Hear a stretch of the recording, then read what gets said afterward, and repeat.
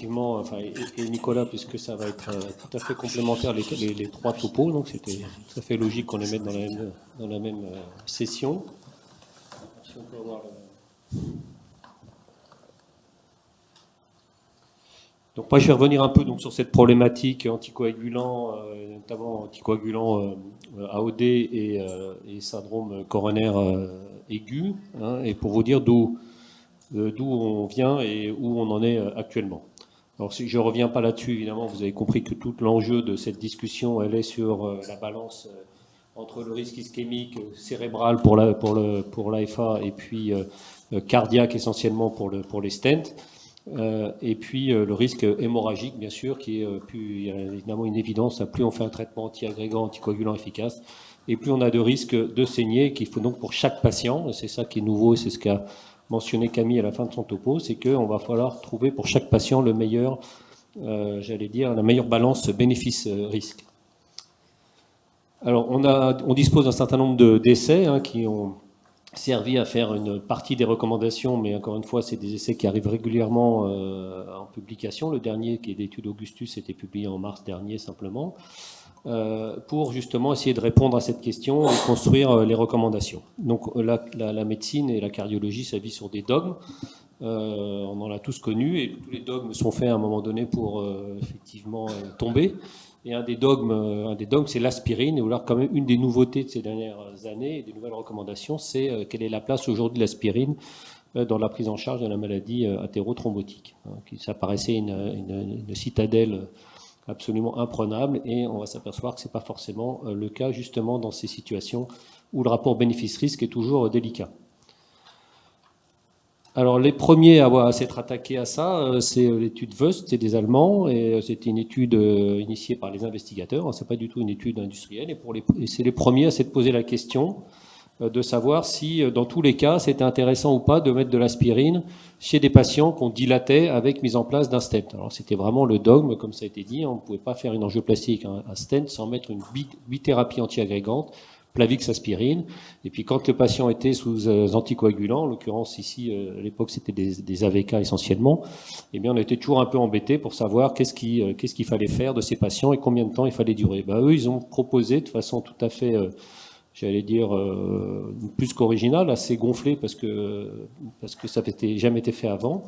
Et donc ils ont pris des patients qui avaient une indication d'angioplastie, qui étaient sous anticoagulants, antivitamine K en l'occurrence.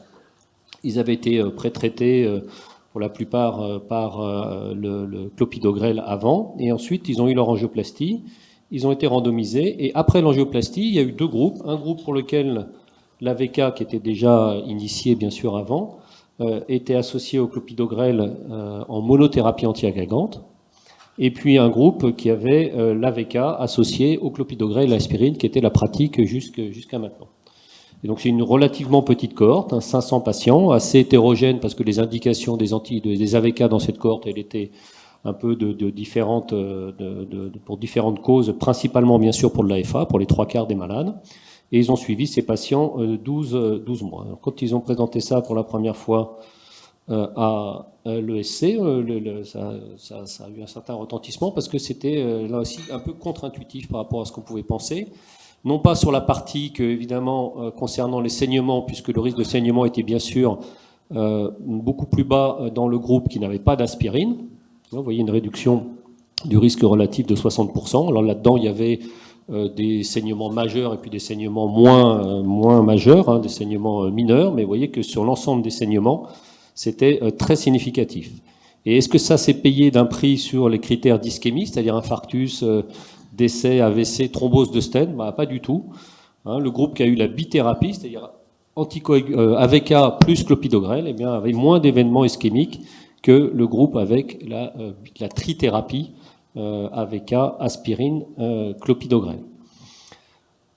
Alors la puissance de l'étude ne permet pas de conclure tout à fait, bien sûr, parce qu'il n'y a que 500 malades, mais vous voyez que c'était tout à fait opposé. Donc c'était tout à fait original, et ça a ouvert la voie à un certain nombre d'études qu'on suivit derrière pour réinterroger la place de l'aspirine.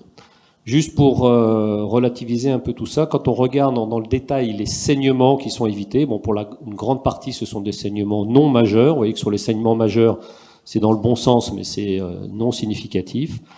Hein, et donc, quand on poule les saignements, disons, majeurs et mineurs, bien sûr, c'est largement significatif. Et là, sur les critères d'ischémie, encore une fois, la puissance n'est pas suffisante. Mais vous voyez, pour chacun des critères, que ce soit le décès, que ce soit l'infarctus, que ce soit les AVC, c'est dans le bon sens. Alors ensuite, ça a donc donné lieu à un certain nombre d'études avec les AOD, hein, puisqu'avec un profil de risque encore différent et a priori plus avantageux que les AVK. Donc ça a été les deux études sur l'angioplastie, que sont l'étude pionnière et l'étude Radial PCI. Alors ces deux études donc, ont suivi Wust, donnent des résultats tout à fait intéressants. Donc, été publié pour la première en 2016 dans New England. Donc, c'est des patients qui ont une indication aux anticoagulants au long cours. C'est tous des patients en FA. Ils ont une indication d'angioplastie. On parle d'angioplastie ici à froid. Hein. Il y a très peu de malades dans cette étude qui ont été des angioplasties pour syndrome coronaire aigu. Et ce qui était testé, c'était 3 profils de traitement après le geste d'angioplastie, soit le rivaroxaban à 15 mg par jour associé au clopidogrel, essentiellement, donc en tout cas un inhibiteur de P2Y12, pour 12 mois. Le rivaroxaban à 2,5 mg par jour, enfin pas par jour, pardon, 2 fois par jour, associé à une bithérapie anti-agrégante plaquettaire, c'est-à-dire aspirine et inhibiteur des P2Y12, et puis le bras, disons, classique jusqu'alors, qui était les antivitamines K, associés à une bithérapie, donc par aspirine, pardon, et P2Y12 inhibiteur. Alors qu'est-ce qu'a montré cette étude? Ben, vous voyez, il n'y a pas photo. Je sais que on doit pas très bien voir. La courbe qui est en haut, qui est sur le risque hémorragique, qui était le critère principal de l'étude. Eh bien, le groupe qui a le plus d'hémorragie, vous voyez, sur la période de 12 mois de suivi, ça monte jusqu'à 26,7%. C'est le groupe avec des antivitamines K associés à une bithérapie anti-agrégante plaquettaire. Et vous avez ici le risque hémorragique des patients sous rivaroxaban, quelle que soit la dose, à 2,5 mg x 2 ou à 15 mg par jour, associé à une bithérapie, c'est 18% de complications hémorragiques, et celui qui a eu la monothérapie, c'est-à-dire sans aspirine, est à 16,8% de complications hémorragiques. Donc là encore, c'est le groupe, évidemment, sans aspirine, avec un AOD qui s'en sort le mieux sur le plan des complications hémorragiques, ce qui est assez logique. Et sur le plan ischémique, là aussi, est-ce qu'il y a un prix à payer sur le surrisque hémorragique quand on regarde? Non. Vous voyez ici les événements qui étaient dans le critère secondaire, c'est-à-dire décès cardiovasculaire, infarctus ou AVC. Et vous avez ici le groupe rivaroxaban 15 mg avec clopidogrel, le groupe, l'échelle de couleur a sauté, hein, je suis désolé. Le groupe AVK plus bithérapie antigrégante plaquettaire, et celui qui avait le moins d'événements ischémiques, c'était le groupe rivaroxaban de 2,5 mg x 2 par jour avec une bithérapie antiagrégante, ce qui est intéressant. C'était bien sûr non significatif. Et puis la deuxième étude, c'est Radial PCI. Alors c'est pas tout à fait les mêmes patients, mais quand même très proches. C'est là aussi essentiellement des angioplasties sur de l'angor, j'allais dire, stable. Et il y a très peu de syndrome coronaire aigu dans cette étude. Et là, les 3 régimes anticoagulants, anti-agrégants, quand on comparait, c'était le dabigatran aux 2 doses usuelles, c'est-à-dire 110 x 2 par jour ou 150 mg x 2 par jour. Là aussi, associé à une monothérapie anti-agrégante par P2Y12 inhibitor versus AVK, plus une bithérapie anti-agrégante qui faisait encore jusqu'à ce moment-là la référence en termes de traitement. Et là aussi, qu'est-ce qu'on observe sur le critère hémorragique? Eh bien, vous avez une réduction très significative, hein, de près de 50% du risque hémorragique chez les patients traités par dabigatran et monothérapie anti-agrégante plaquettaire par rapport à la trithérapie, que ce soit avec la dose de 110, où vous avez la réduction la plus importante, et dans le groupe 150 x 2 de dabigatran, la réduction n'est que de 30%, mais elle est bien sûr largement significative, surtout que c'était une étude de non-infériorité, donc vous voyez un petit p qui est à 0,01. C'est sur des différents critères de saignement qui ont été utilisés dans l'étude. Je ne reviens pas sur ces définitions. Il s'agissait pour l'essentiel de saignements majeurs. Alors si on regarde en termes d'efficacité sur le critère ischémique, parce que bien sûr toujours on est dans une balance, hein, donc il faut évidemment regarder si on a un prix à payer pour cette diminution du risque hémorragique. Et vous voyez, si on regarde toujours pareil, un critère combiné, événement thromboembolique, décès ou revascularisation non planifiée, c'est-à-dire on va dire thrombose de stent pour être un petit peu rapide dans la définition. Vous voyez que vous avez ici en vert le groupe AVK, aspirine, Plavix, et vous avez en orange le groupe dabigatran et clopidogrel. Vous voyez qu'il n'y a pas de différence en termes d'événements ischémiques. Et si on isole juste les événements thromboemboliques et les décès en laissant de côté les revascularisations non planifiées, là aussi, il n'y a pas de différence significative, bien qu'il y ait peut-être une petite tendance vers un peu moins dans le groupe qui a eu une trithérapie. Alors si on regarde là aussi un peu plus dans le détail, cette non-infériorité d'événements ischémiques, elle est surtout liée au fait qu'il n'y a pas du tout de différence quand on fait 150 mg x 2 de dabigatran. Quand on regarde la plus faible dose, le groupe qui a eu la plus faible dose de dabigatran, quand même, c'est jamais tout à fait dans le bon sens par rapport à la trithérapie. Je vous rappelle que c'est ce groupe qui a eu le moins de complications hémorragiques, mais vous voyez que peut-être il y a une petite tendance quand même à ce qu'il y ait un tout petit peu plus d'événements ischémiques. Et ce qui avait interpellé, c'était, vous voyez, dans les infarctus du myocarde, c'est bien sûr non significatif, mais l'étude n'a pas la puissance non plus pour répondre.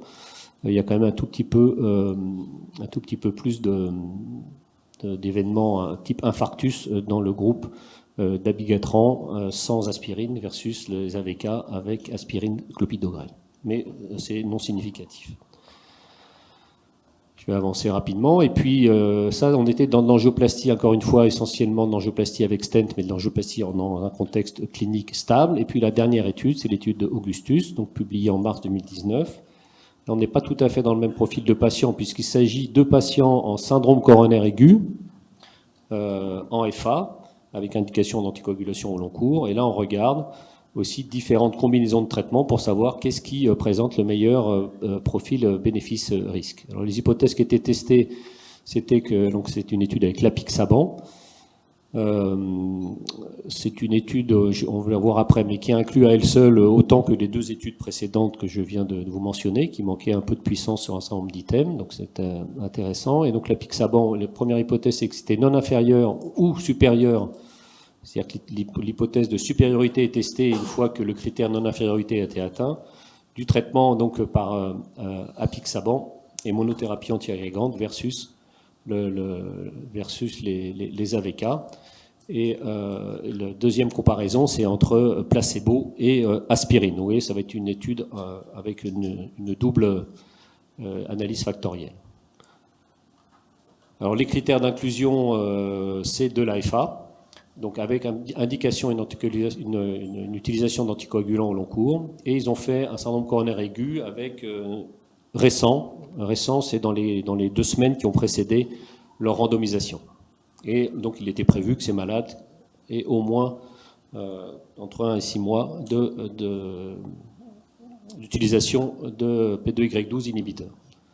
Alors comment ça se présente? Je vais juste... Voilà, donc les patients ont fait leur syndrome coronaire aigu.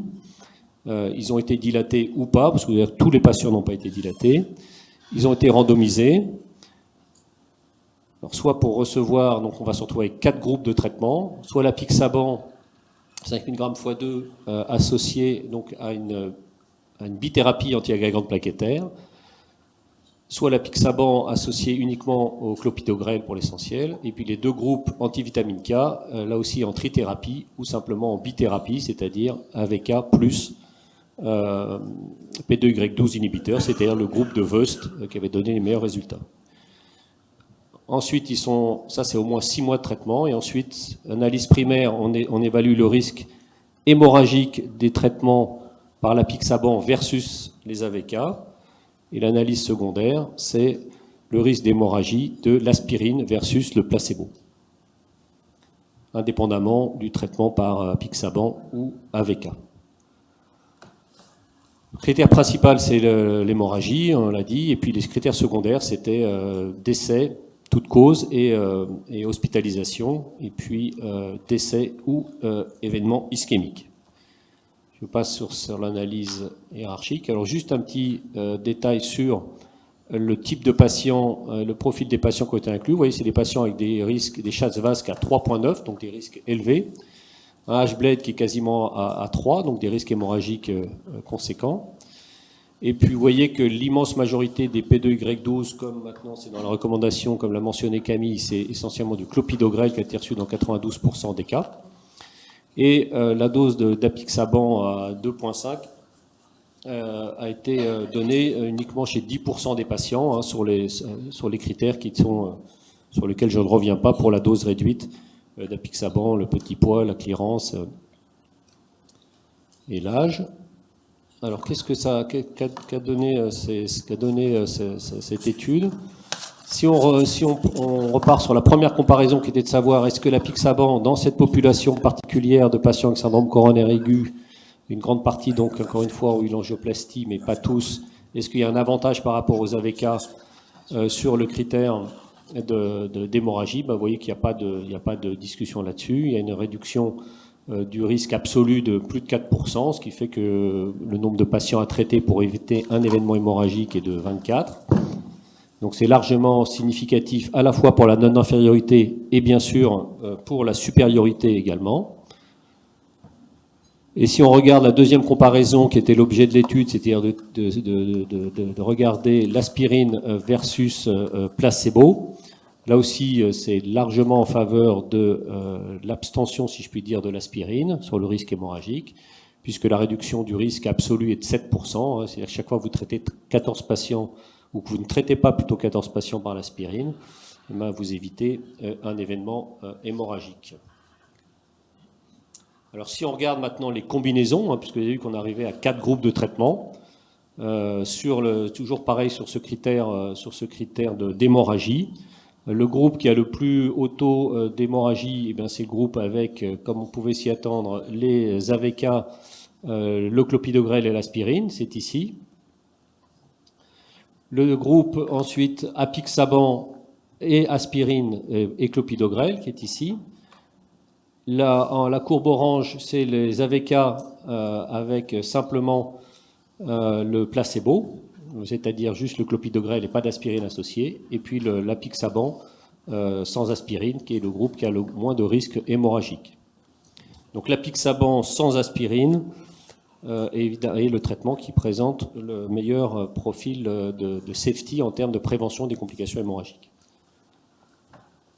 Si on regarde, est-ce qu'il y a un prix à payer en termes de endpoint clinique, c'est-à-dire décès, hospitalisation, vous voyez, quand on compare encore une fois apixaban et AVK, eh bien vous avez une réduction significative par l'apixaban du pourcentage de décès et d'hospitalisation, avec un nombre de patients à traiter de 26 pour éviter un décès ou une hospitalisation. Et quand on compare aspirine versus placebo sur le critère décès et hospitalisation, vous n'avez pas de différence significative, ce qui peut interpréter ça comme aussi le fait qu'il n'y a pas donc de surrisque lié à l'abstention de l'héparine. Il n'y a pas eu dans le groupe placebo, donc sans aspirine, d'événements additionnels. Alors pareil, là si on regarde l'association des quatre, plutôt pas l'association, mais la comparaison des 4 régimes d'anticoagulants, antiagrégants les uns aux autres, vous voyez qu'en termes d'événements, il n'y a pas de décès et hospitalisation, il n'y a pas de différence significative. Donc pas de surrisque non plus pour les groupes qui n'ont pas eu l'aspirine. Alors si on regarde un peu dans le détail les événements, je ne sais pas si c'est très lisible de la salle, vous voyez qu'entre aspirine et placebo, c'est toujours pratiquement l'aspirine, l'absence d'aspirine qui tire bénéfice, excepté sur le critère quand même infarctus. Donc là, peut-être un petit élément à surveiller, c'est bien sûr c'était NS, mais vous voyez qu'il y a eu un peu plus d'infarctus quand même dans le groupe qui n'a pas reçu d'aspirine, mais c'est compensé par le fait qu'il y a eu moins d'événements hémorragiques graves. Donc sur les décès, on est en bénéfice, en net, c'est tout à fait en faveur de l'abstention de l'aspirine. Donc si on résume les résultats, si on compare en termes hémorragiques, il y a 30% de moins de complications hémorragiques quand on utilise l'apixaban à la place de l'aspirine dans cette population. Il y a moins d'essais de hospitalisation quand on compare apixaban aux antivitamines K. Et il n'y a pas de différence entre l'aspirine et l'absence d'aspirine. Et sur les décès et les événements ischémiques, le taux est équivalent entre apixaban et antivitamine K, et il n'y a pas non plus de différence significative en l'absence d'aspirine. Donc ça, c'est pour dire la même chose. Alors je vais pas revenir sur cette diapo qui est une façon différente de présenter ce que vous a dit Camille de façon très claire et détaillée, qui est qu'on doit maintenant, en plus là ici c'est un peu flou, donc ça va être encore plus compliqué à lire, pour vous dire que dans cette situation-là de syndrome coronaire aigu avec une angioplastie, une indication d'anticoagulant et d'antiagrégant, il va falloir adapter votre traitement à chaque profil de patient. Grosso modo, pour résumer, dans la phase réellement autour de l'angioplastie, il faut toujours utiliser quand même l'aspirine aujourd'hui et le clopidogrel. La durée, c'est combien de temps après ce geste initial on peut arrêter la bithérapie antiagrégante. Eh bien, ça va dépendre du risque hémorragique d'un côté et du risque ischémique, comme ça a été très bien résumé. Vous pouvez réduire quasiment à zéro la durée du traitement par l'aspirine, c'est-à-dire vous pouvez laisser sortir les patients de l'hôpital sans aspirine si leur profil de risque hémorragique l'emporte sur leur profil de risque ischémique. Et plus ils ont un risque ischémique, je ne reviens pas sur les critères qui ont été tout à fait mentionnés, est élevé, plus cette période de trithérapie, entre guillemets, c'est-à-dire 2 antiagrégants plus un AOD peut être prolongée jusqu'à 3 mois. Donc 3 mois, c'est beaucoup moins qu'avant quand même. Et au bout du 3e mois, vous partez sur une bithérapie, c'est-à-dire un anticoagulant et un antiagrégant. Cet antiagrégant, ça va être le clopidogrel. Et à la fin de la première année, chez ces patients coronariens stentés, vous êtes censé arrêter complètement les antiagrégants. Moi, je trouve que le niveau de preuve sur cette partie au-delà de 1 an, elle mériterait d'être re-questionnée parce que c'est beaucoup moins clair que sur cette période qui va de angioplastie à la première année. Mais vous voyez, maintenant des patients chez qui, coronariens, chez qui on ne mettra aucun antiagrégant plaquettaire. C'est quand même un concept qui était inimaginable il y a seulement 3-4 ans.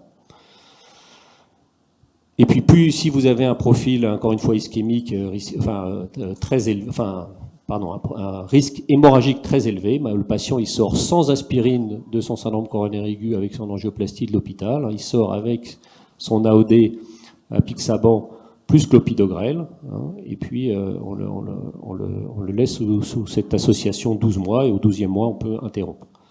Tout ça c'est effectivement tout à fait nouveau, c'est un schéma directionnel global que vous avez ici. Et comme ça a été très bien mentionné, ça sera ma conclusion, vous devez réévaluer en continu ce rapport bénéfice-risque sur les patients en fonction de leur profil. Chaque fois que vous le revoyez dans la consultation au cours de son suivi, est-ce qu'à l'instant T, est-ce qu'il a fait un événement entre le moment où il est sorti d'hôpital et le moment où je le vois? Et chaque événement peut le faire changer de case, vous faire soit prolonger le traitement anti-agrégant, ou on va dire la trithérapie ou la bithérapie au-delà de 6 mois, au-delà de 12 mois, soit au contraire, vous allez devoir arrêter plus précocement un des anti-agrégants, et donc il faut absolument comme ça faire du traitement customisé et dynamique dans le temps pour ces patients. Et donc l'événement important, c'est que la place de l'aspirine, elle est maintenant clairement challengée, et on peut tout à fait envisager chez beaucoup de patients l'absence complète d'aspirine, et la durée de la thérapie va probablement un jour disparaître complètement. Je vous remercie de votre attention.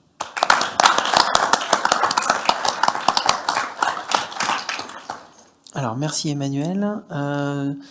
Est-ce qu'il y a des questions du coup? On peut peut-être poser les questions sur les associations avant de passer aux fermetures d'auricules. Est-ce que vous avez des questions sur les durées de traitement, les doses, l'évaluation du